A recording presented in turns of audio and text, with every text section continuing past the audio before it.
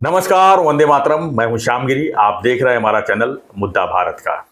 आज हम अपने मुद्दे में लेंगे कि क्या शिवसेना में सही में चोरी हुई है, क्योंकि उद्धव शिवसेना की चोरी हुई है, उनका कहना है। शिवसेना में नहीं, शिवसेना के सही में चोरी हुई है, क्योंकि उद्धव जी बार बार यही कहते हैं कि हमारी शिवसेना गई, सब कुछ चोरी हो गई, चिन्ह चोरी हो गया, नाम चोरी हो गया, बाप भी चोरी हो गई, बाप भी चोरी हो गए।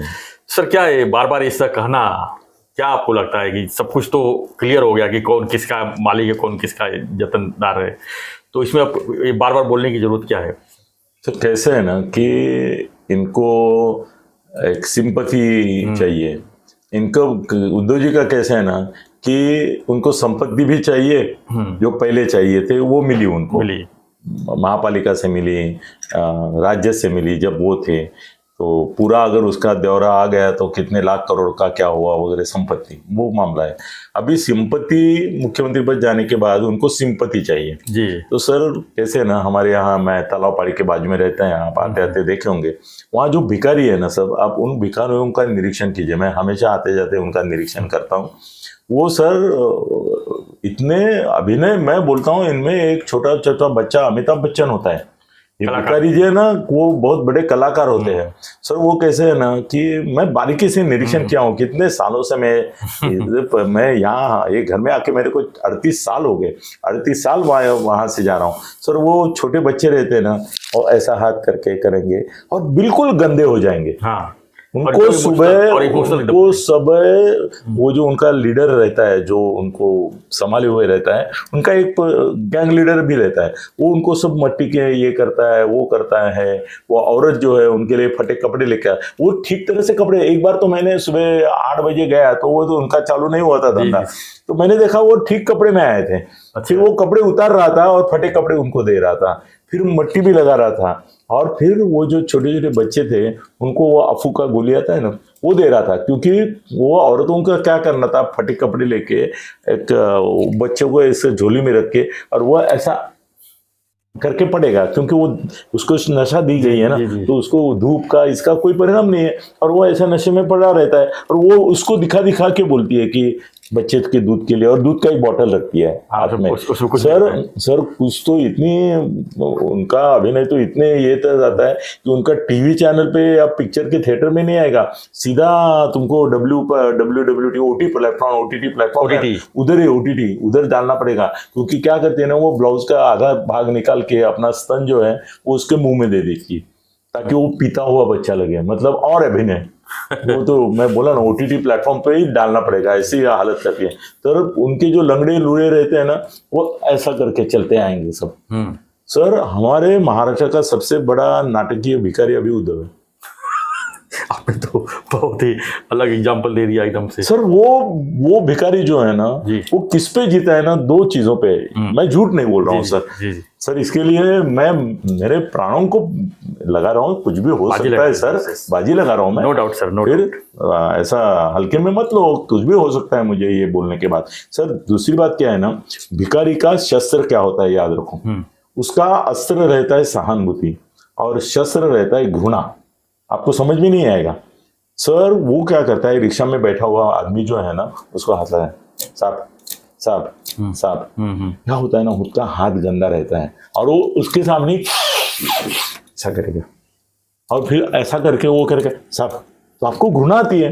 एक तो गंदा दिखता है, ये करता है, तो लगता है ये मेरे को हाथ नहीं लगाए।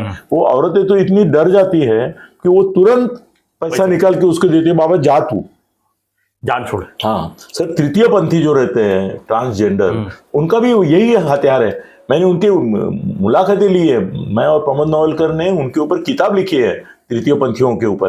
तो उन्होंने बोला कि हमारा डर रहता है लोगों के मन में, हम ऐसा ऐसा करके जब जाते हैं उनके पास और उनको हाथ लगाते हैं तो बहुत डर जाते हैं। वो पुरुष भी डर जाते हैं, औरतें तो तुरंत पर्स निकाल के देती है। उनमें से तो कई रहते हैं कि पर्स खोली उसने तो निकाल लेते, बोलते हैं मेरा हो गया।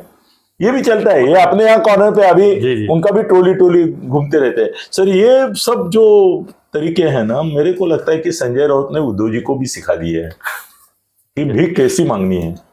सर भीख मांगने में महाराष्ट्र में नंबर 1 अगर कोई है तो वो उद्धव ठाकरे है। बड़ी अच्छी तरीके से भीख मांग रहे हैं वो, सहानुभूति की। क्या मांग रहे हैं, क्या बात है, क्या बात है। ऐसा करके बोलते हैं।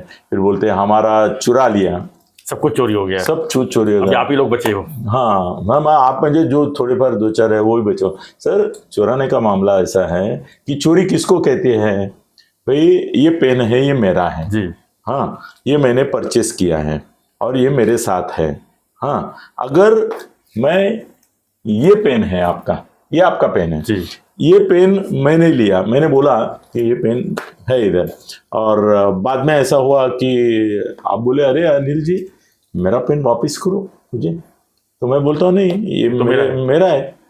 तो आप पुलिस में जाते हैं, तो पुलिस आती है, पुलिस बोलती है आपका इसका रिसीट दिखाओ, इसका कागज दिखाओ। मैं बोलता नहीं मेरे पास नहीं है। तो बोले ये पेन है, ये आपका पेन, ये जो है वो उगाठा है वो रखो ना आपके लिए, मगर ये पेन इनका है इनको दे दो। मैं बोलता नहीं नहीं जाओ कोर्ट में। फिर कोर्ट में जाता है, कोर्ट में सब कागज बिगज सब वो आप पावती भी सादर करते हैं कि भाई ये देखो ये कागज है, ये पेन मैंने ये दुकान से लिया है, वो दुकानदार को चाहिए तो बुलाओ, वो भी बोलेगा कि ये पेन लिया है। फिर वो बोलता है पुलिस, और कोर्ट बोलता है, फिर आपको सुप्रीम कोर्ट बोलता है, हाई कोर्ट बोलता है, चुनाव आयोग बोलता है, नार्वेकर है, वो सब अपने अपने हिसाब से बोलते नहीं ये पेन जो है ये इनका है, इनको वापस करो। फिर वो जबरदस्ती आपसे छीन के आपको वापस करते हैं। फिर मैं तुरंत रोना धोना शुरू, मेरा पेन चोरी हो गया। अरे पेन उसका ही रहा। शिवसेना शिव सैनिकों की थी जी, वो कभी भी बाला साहब की प्राइवेट प्रॉपर्टी नहीं थी। यही नार्वेकर ने फैसला दिया। उन्होंने वही फैसला दिया। हाँ। तो अभी तुमको बाकायदा फैसला मिला है कि ये प्रॉपर्टी प्राइवेट तुम्हारे घर की नहीं है। ये चुनाव आयोग की प्रॉपर्टी है, हाँ। चुनाव आयोग ने जिसको समझा उसको दिया, इसकी मेजोरिटी था उसको दिया। नहीं ये कैसे है ना कि ये जो भिकमंगे देखे ना मैंने, वो उनका ये सरताज है जी, उसको पक्ष प्रमुख है बोला तो वो तो निकल गया, बाद में उसका कुटुंब प्रमुख लगाया। तो आशीष शेलार ने बोला था ये कुटुंब प्रमुख का है, राज ठाकरे निकल गया, इसके भाई ने जयदेव ने इसके ऊपर खटला किया, इसकी बहन ने खटला किया, इसने स्मिता ठाकरे ने तो आरोप किया मेरे ऊपर एसिड फेंकने का भी ये हुआ था। तो ये कुटुंब प्रमुख भी कहा है, आशीष शेलार बोला ये कुटुंब के लोगों के भी पीछे पड़ा है, इसके भाई उसके ऊपर खटला कर रहे, तो ये कहाँ का है, ये भी हो गया ना बिल्कुल। तो वो कुटुंब प्रमुख भी नहीं है सर, उसको एक पद हम दे सकते हैं कि भिकमंगों का प्रमुख महाराष्ट्र के। कल कुटुंब प्रमुख दिए थे, आज दूसरा पद। नहीं आज भिकमंगों का प्रमुख कि भाई ये सहानुभूति मांगना है। सर आप रास्ते पे चल रहे हैं ना तो एक दो चार औरतें आती है तो वो बोलती है हमने व्रत रखा है। तो क्या व्रत रखा है, नहीं हमारे पास सब कुछ है, वो कपड़ा बिपड़ा भी उनका ढंग का रहता है, हमारे पास सब कुछ है, मगर हमने व्रत लिया है कि बेटा पैदा हुआ तो हम 10 दिन तक भीख मांग के खा के उसको खिलाएंगे। अभी आप सोचते हैं कि ठीक है चलो अभी व्रत है तो दे दो थोड़ा सा सहानुभूति का, उसको थोड़ा पैसा या कुछ दे देते हैं। सर वो 10 दिन का व्रत उसका सालों तक खत्म नहीं होता है। कभी हम इधर उधर घूमते हुए देखते थे, अरे तो भी है। मैंने एक बार पूछा उसको, अरे तुम उस दिन बोल रही थी 10 दिन का व्रत रखा है, तुम्हारा बेटा तो 1 साल का हो गया, नहीं बोले हर साल करना पड़ता है। अरे क्या यार, वो ऐसे जो भिकमंगों की टोली है ये, और वो सहानुभूति मांगते, जोगवा मांगने मराठी में ऐसा बोलता है, जोगवा भाई जोगवा थे वो जोगवा मानने वाली टोली है। तो अभी सर इनका भी क्या है ना, इनकी चोरी नहीं हुई है, ये जुगार में हार गए। ये कैसे है ना कि धर्मराज, भीम, नकुल, सहदेव, अर्जुन, ये 5 पांडव थे। तो कौरवों के ऊपर उन्होंने बोला कि इन्होंने हमारा सब कुछ छीन लिया। तो सही में क्या था, वो युद्ध में जुगार में हारे थे, द्रौपदी से लेके सब कुछ। सर उसकी कहानी आधी अधूरे लोगों के सामने, एक आधा मिनट लेता हूं मैं। वो हारने के बाद धृतराष्ट्र जो था उसने उनको बोला, उसको दया है, उसने पांडवों को बोला कि भाई आप तो सब द्रौपदी से लेके सब कुछ हार गए, राज हार गए, मगर आप मेरे भतीजे हो, मैं आपको ऐसा खाली हाथ जाने नहीं दूंगा। एक काम करते हैं कि ये जो सब हारे हैं वो मैं राजा हूं, तो मैं राजा करके आपको आज्ञा देता हूं कि आपको ये पूरा आपका धन, आपका राज सब वापिस करने के लिए बोल देता हूं बेटों को। वो दुर्योधन को बोलता है कि बेटा ये सब वापिस कर। सर दुर्योधन उनको वापिस करता है। जाओ महाभारत देखो, महाभारत व्यास मुनि का लिखा हुआ महाभारत दे दो। सर ऐसा होता है कि वो जाने लगते हैं तो ये शकुनी जो रहता है वो बोलता है कि सच्चा क्षत्रिय वो होता है कि जिसको कभी भी युद्ध के लिए आह्वान दे दिया तो वो फिर से बैठता है। तो ये सब मुड़ के देखते हैं पांडव, मतलब हम फिर से आपको आह्वान दे रहे हैं, आ जाओ फिर से युद्ध खेलेंगे। वो पागल सब जो सब राज मिला ये मिला वो छोड़ के मतलब वो है वो फिर वापिस आते हैं और फिर दूसरी बार जुगाड़ कहते हैं, उसमें द्रौपदी हारते हैं। कितने पागल है। अभी वो कौरव मतलब धृतराष्ट्र ने दिया भी था उसको, फिर भी दूसरी बार सब 2 बार तुम। तो ये जो है उद्धव ठाकरे वो एक जुगाड़ में हार गया था, अभी दूसरा जुगाड़ लोकसभा का चुनाव है वहां भी हार जाएगा, फिर उसका राज सचमुच फिर से छीन लिया जाएगा। अभी तो छीना ही है मगर वो बाकायदा से द्यूत क्षत्रिय धर्म में ऐसा है कि द्यूत चैलेंज स्वीकारना होता है। दूसरी बात द्यूत मान्यता प्राप्त है। अभी जुगाड़ के अड्डे पर महाराष्ट्र सरकार वगैरह छापे टाकती है मगर रेस को चला देती है ना। रेस क्या है, जुगाड़ नहीं है।